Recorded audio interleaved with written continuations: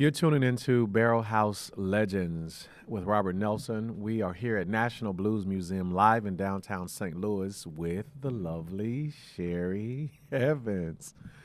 Cheri, welcome. Thank you. Wow, I'm so glad to have you here. You know, I am a fan. I want you to know that. Oh, thank you. I am a fan, and I think that not only are you an incredible artist, a wonderful singer, I think you're a writer as well, right? I am. Right. And I think that you really have that spirit that you bring to the community, that you're just like our community's sweetheart. Everybody loves Aw. Cheri. Write that down. It might be a nice title I know, right? for a project for you or something. Everybody loves Cheri. Cheri, what do you love about this music thing? Oh, man. For me, it's interesting because of all the musicians I know and other singers, I probably grew up around less music than all of them. Which is interesting because I have a lot of musicians in my family. My mom plays and sings. My dad was a singer, and several family members, all in music.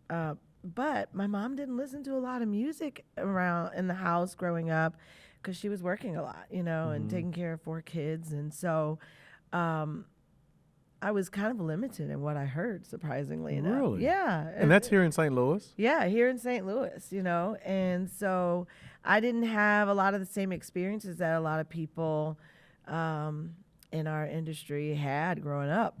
And so it's really interesting. So when people say, oh, well, who do you love and what are you listening to? It's always like, ooh, let me think about that, because that is interesting. Yeah. Most of the people that I talk with, they go into all these deep stories, and I'm one of them too, about being 5 and 6 and getting albums as kids and listening to music, and their parents are musicians, and so you're saying that's not so much I really didn't your have dynamic. that. Yeah, Right. like I grew up with music in the church and things like that, like most people.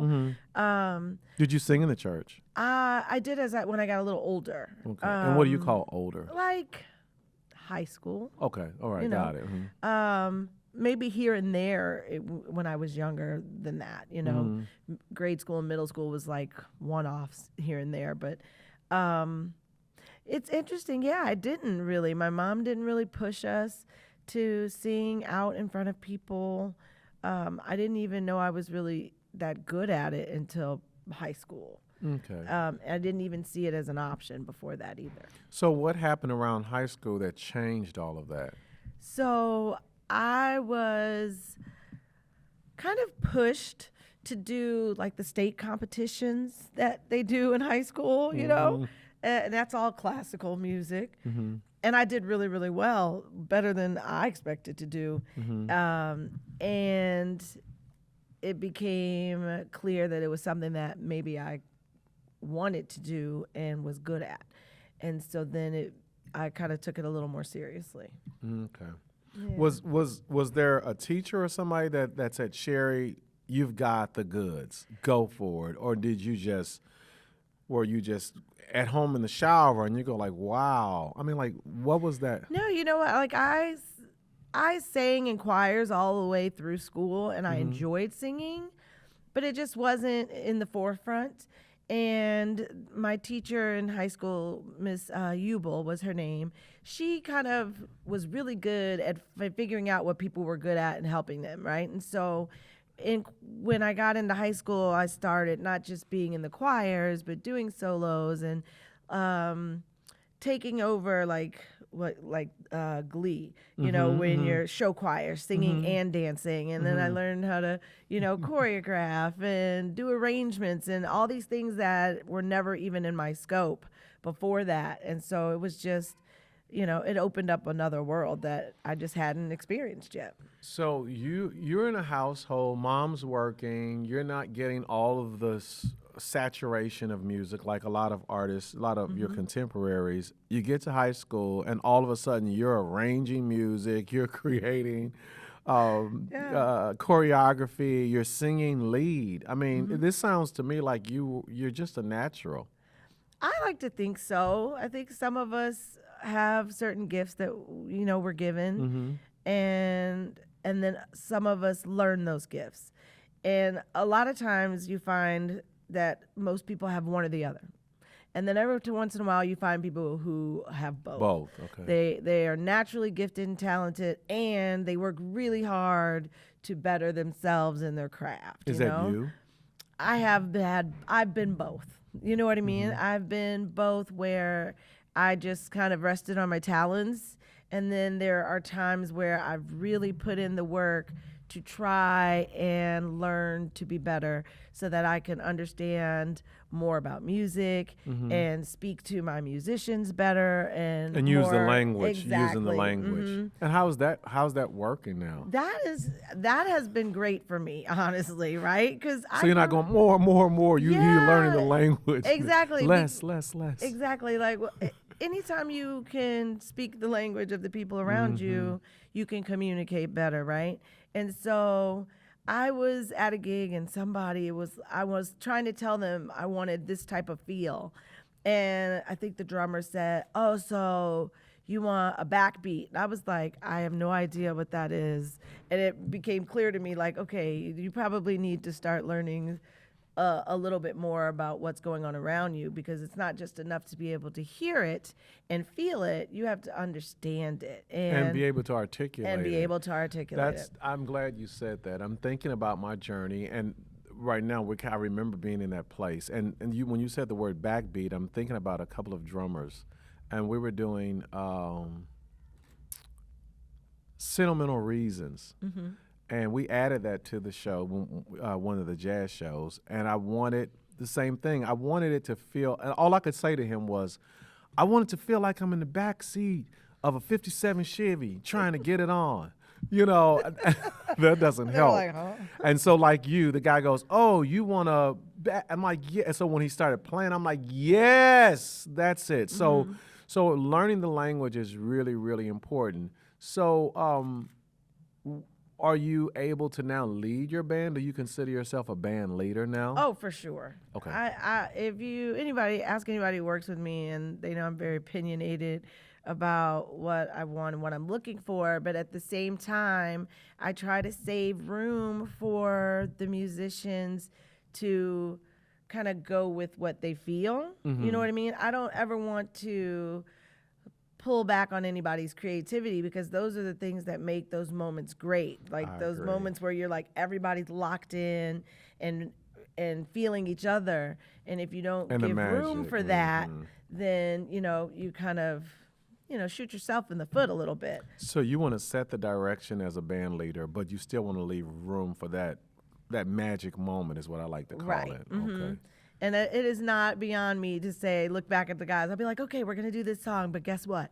Let's do it different. Drummer, go ahead and pick a groove, and then we just go from there. Just because you want to, you don't want things to get stale. So. When do you know? Do you allow? Has that ever happened to you? Have things ever gotten stale for you? Well, yeah, I think that's why I do so many things with music. So I'm in so many different groups and bands. People know that I'm always working. They say, "Oh, you're always working." You are the hardest working woman in music. I like to keep busy. I'm a workaholic. Let's call it what it is, right? But when I was only doing one type of thing, then I really missed another. So when I was doing only jazz, I really missed R&B. And when I was doing only R&B, I started to miss jazz. And when I was doing weddings and top 40, you miss having the same reaction as a crowd that's there to interact with you, exactly. as opposed to one that's just there to celebrate the groom celebrate themselves. Exactly, right? Exactly. They're not there for you. Right. So I do that because it gives me a chance to fill all of those voids at once. Do you have a preference? I don't. That's good. I really don't. One's more lucrative than the other. Okay. Which one do you find more lucrative? So private events are always more lucrative, right? Yeah. So weddings, corporate parties, things like that. But you're there for a specific reason, and that that is what you're supposed to do. And I have no problem doing that. I love being able to be a part of somebody's day and make it great, and they can remember that forever, right? But then I also enjoy being able to get up on a stage like at the National Blues Museum, and it's almost like having a conversation with your audience, you know, and letting them in and getting to see a little bit of you. And you can't necessarily get that in that realm, you know, in that private realm, the way you can in a public setting where they're there to really understand you and get to know you, and vice versa, you know. I think the last time, this is true, the last time I saw you perform was here at the National Blues Museum. I mean, on this very stage. And I sat right over there and I thought, this girl is just awesome. What is it like performing at National Blues Museum for you? What's that like? Because you play all over. You play everywhere. I do. I play a lot of places. You play a lot of places. You play at BB's, Jazz, Blues, and Soup. I think you play at, what's the Ritz? The Ritz-Carlton, The Ritz-Carlton. You play everywhere. I don't think there's a place that you're not playing. You play, I think you do wineries. I do wineries and hotels. You're performing it everywhere. So what is it like performing at National Blues Museum? I actually really love performing here, right? Why? The stage is set up so great for intimate settings.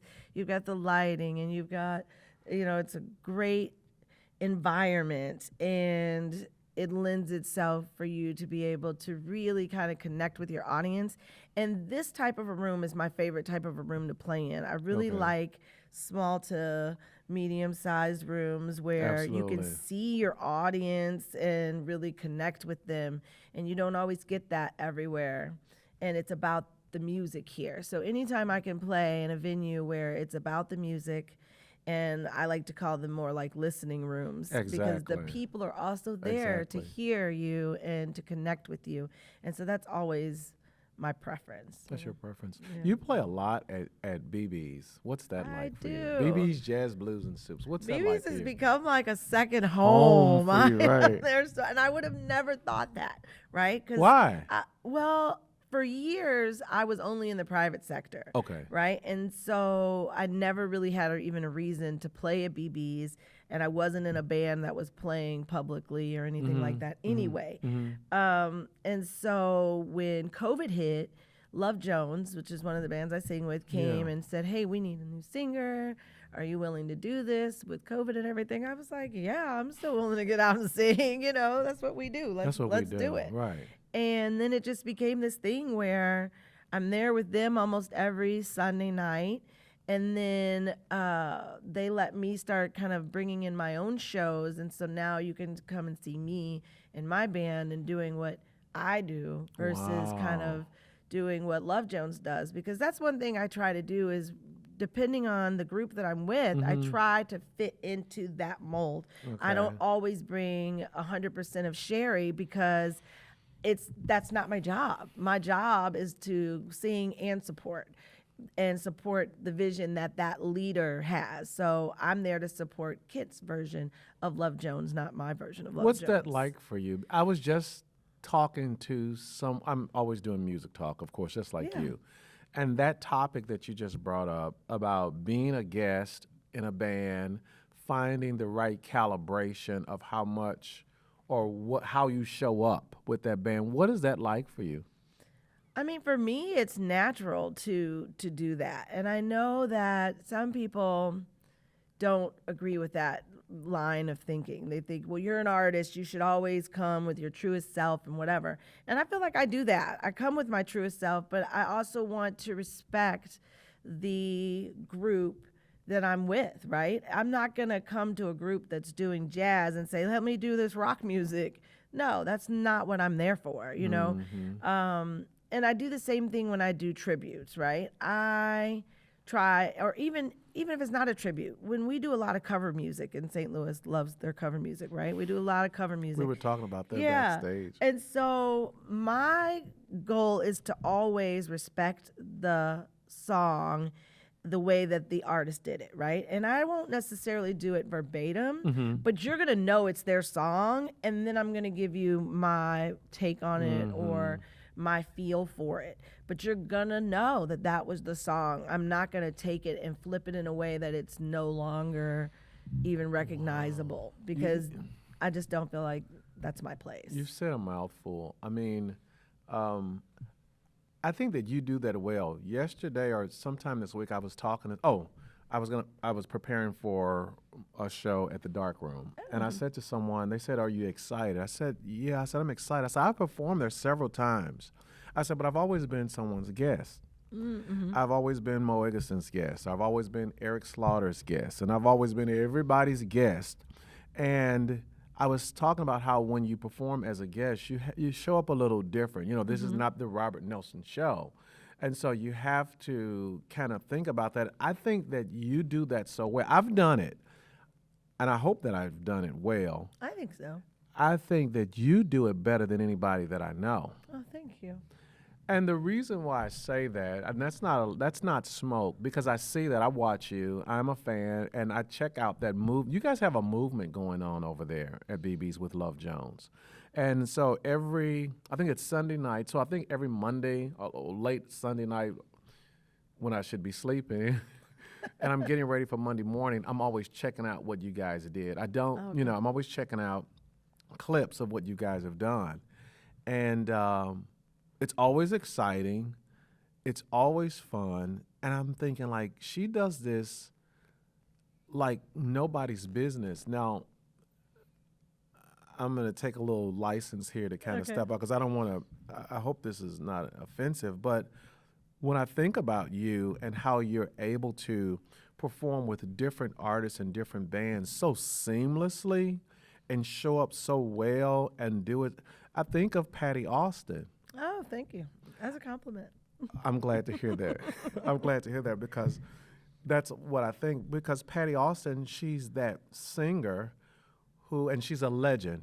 Patty Austin is that legend who can always go into a studio with a Quincy Jones or with a Jammin' Lewis or with whomever she's working with and turn out just the most incredible project, and she fits into each of those projects seamlessly, kind of like you do. Thank you. Yeah. Yeah, I think part of that has to do with, like I said, growing up, where I didn't really grow up with a whole lot of anything in particular. And so I'm not stuck where people say, oh, I can hear the gospel in that person, or oh, I can hear they grew up with the blues, or I can hear they grew up with this.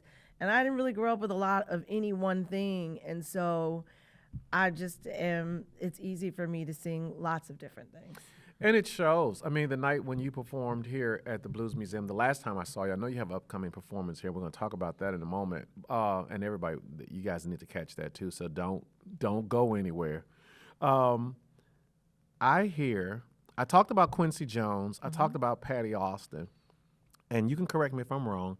I was recently at the Music at the Intersection, this huge music festival here in St. Louis. And it's a 2-day or 3-day event or something. And Erykah Badu and Dylan was on the show. I mean, everybody. Yeah, everybody. It's crazy. And there was a rumor that went around, and we were all out talking music, and somebody goes, Cheri Evans is working on a project with Lamar Harris. And I go, what? I go, Cheri Evans is doing a project with Lamar Harris. And I'm like, yeah. So that became, can you confirm? True. That is true. So that's is exciting. True. That is true. And it's interesting when I heard that, I got very excited, because I always refer to him, and I'm sure he wouldn't be offended by this. Who would? I refer to him as Quincy Jones. Okay. He's the Quincy Jones of our community for me. And I kind of see you kind of as this legendary Patty Austin-like character who moves seamlessly. And I'm thinking, like, Quincy Jones and Patty Austin, Lamar Harris, and Cheri Evans are working on a project together. Tell me about that. And by the way, you were on stage with him at the festival. It's coming to me. I'm sorry. You performed at the Music at the Intersection. I did. I was with him and his Georgia May big band. God. Yeah. First of all, shout out to Lamar Harris. That was an awesome And show. Shout out to Georgia May, which is, you guys together, that was one hell of a performance. It was a great show. Tell me about that. So It's interesting. I've known Lamar since college. Okay. And most people don't realize that we've known each other that long. I didn't know that. Yeah. We had some of the same music classes together at Mizzou. And then we kind of lost touch. I left Mizzou and he stayed and then he left. And so fast forward to years later, we see each other again out someplace. I think it was the Del Mar Lounge. They're not even open anymore.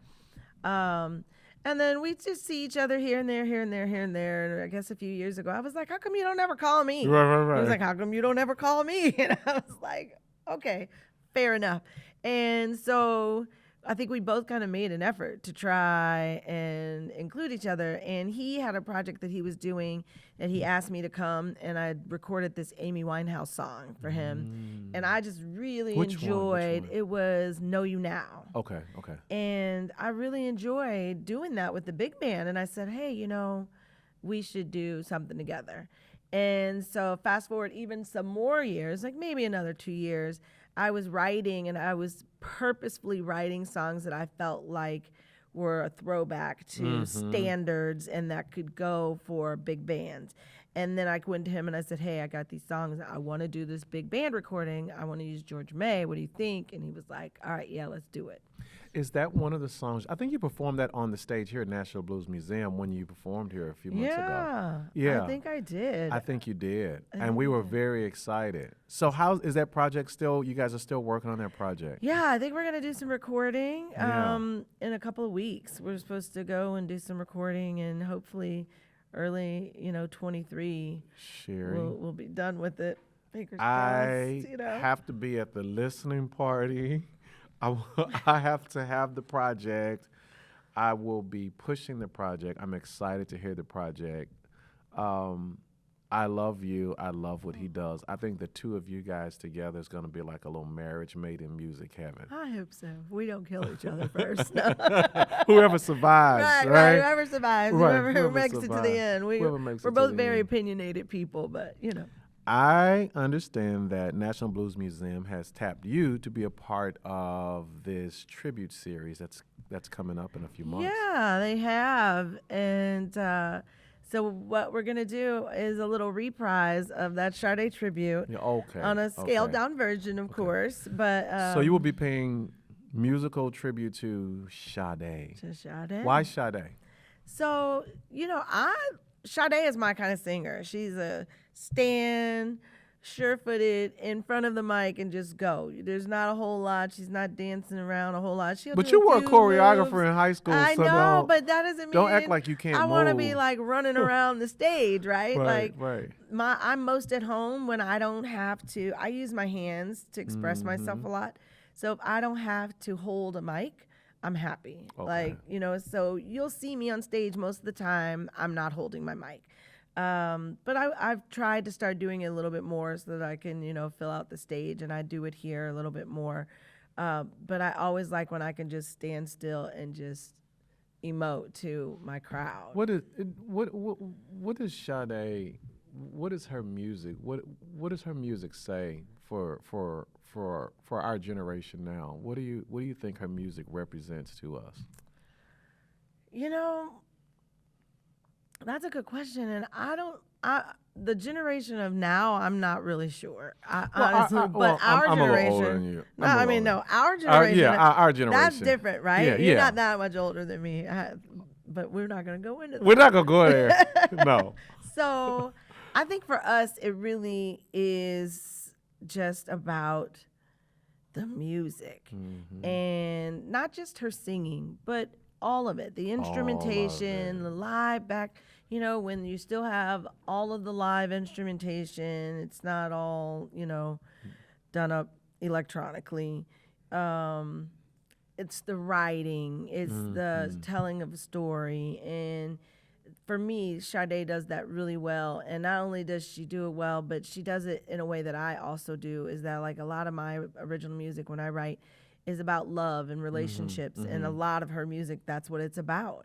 And so the one thing I did try to do was to make sure that, people are still excited and have a fun time. And so a lot of her songs I took and I kind of, brought the tempo up a little bit, things like that, so that people stay engaged, but can also really take in what made her so great.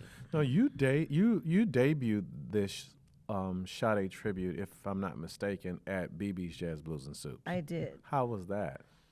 It was great. I saw clips. It was, and I saw the way you guys came. I'm like, yeah, because you guys were coming in, and you had your girls with you. You had Tanka Mimi with you, and who am I forgetting? And BB. And BB. You had BB and Tanka. Did she just get signed with Townsend She did Agency? with Townsend Congratulations Agency. to She you did. and to the agency. Yeah. Absolutely. So what was that like? And two questions. What was that like? What was that experience like when you debuted the show? And how different will that show be for National Blues Museum? So when I started that tribute, I wanted to have everything that I could have that you would have heard on her album.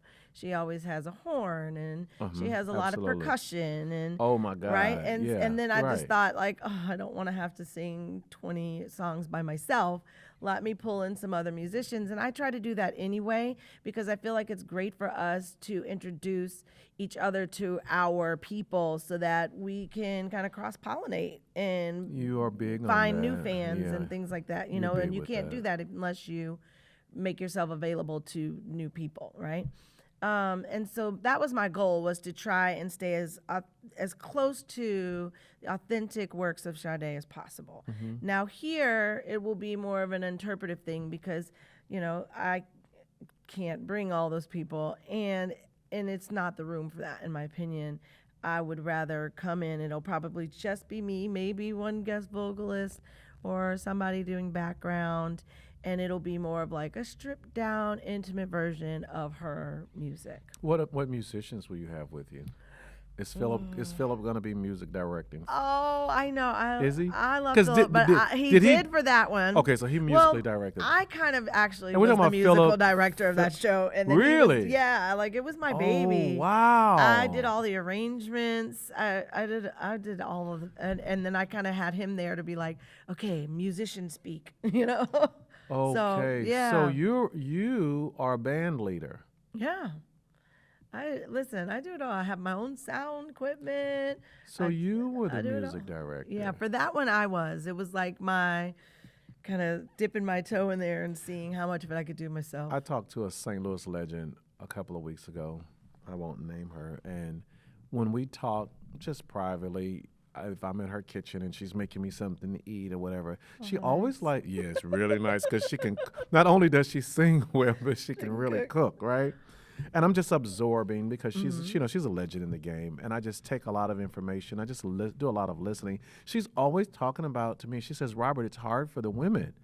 And so to hear you, she says, if I tell, you know, someone I want it like this or I want it like that, she says, then they think that I'm being crass or hard. And she's saying, but you guys just say what you want. And I don't know that experience. Do you have that experience? Because I mean, you're a businesswoman, you're a singer, you're a songwriter, you're a music director, you're recording. This was your idea to work with Lamar. You took the music and the songs to him, and you pitched this idea.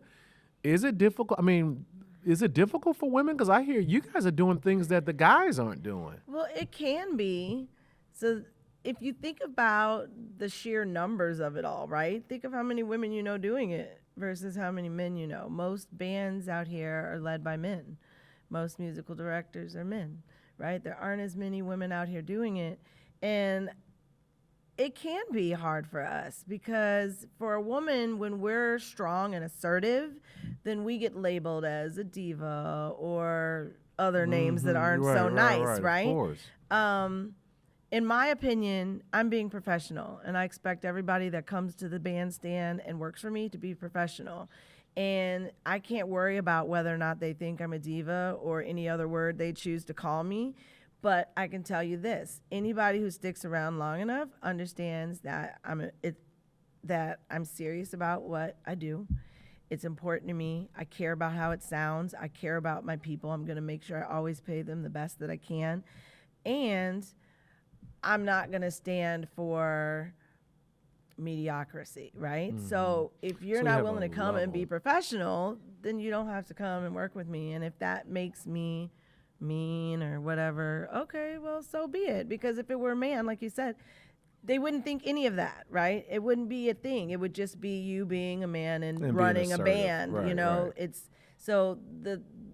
It's just that people aren't used to women, being that way and being assertive. And a lot of men don't like it, but I just don't work with those Well, you're men. really well known, and I think you're really well known. You're Yeah. the sweetheart of the community, and you do this thing well. So I think that it makes I'm kind of led to believe that those guys that work with you, they already know who you are. They already know that you have this level of excellence that you're striving for. Everybody knows you're a sweetheart. I can't imagine you not being. I mean, and if you can, I want to see that side. I think I'm nice.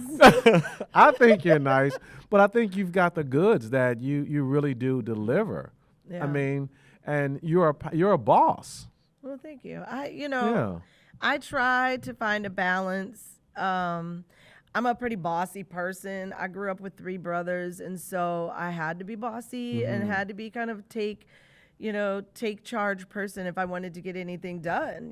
That's just my experience growing up, and so that's who I am in all facets of my life. And some people like it and some people don't. And I figure the people who are supposed to be in your life will be in your life, and the people who are there to ride the ride with you whenever you are, wherever you are on the ride, those are the right people.